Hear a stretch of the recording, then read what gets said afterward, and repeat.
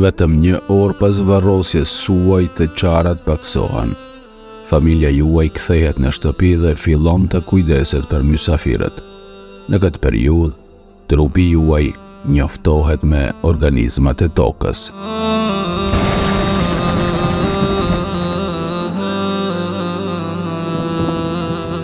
Pas 2 orësh, lajmërohen tek familja juaj dhe japin justifikime për mos prezencën e tyre në varrimin tuaj. Në këtë periudhë, disa nga njerëzit fillojnë të flasin për sport dhe politik.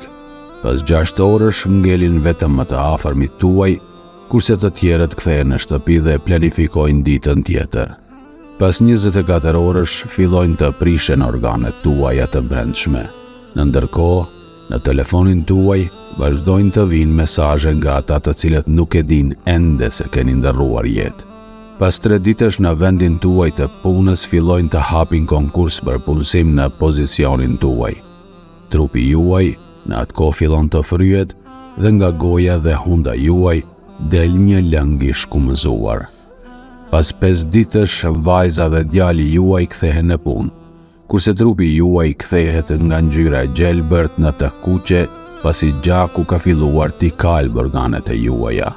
Pas 2 javësh, fëmijët tuaj takohen me një avokat për ta ndarë pasurinë, kurse juve fillojnë t'u bien thonjë dhe dhëmbët. Pas 3 muajsh, gruaja juaj qesh me një film komedi, kurse trupi juaj fillon të bëhet i lëngshëm.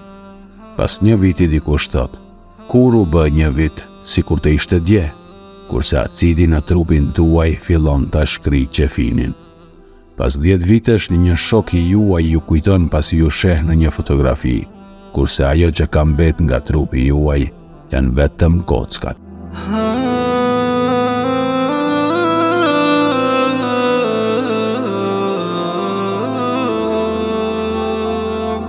Ja pra, duhet kaq pak kohë për të harruar plotësisht ekzistencën tuaj në këtë botë.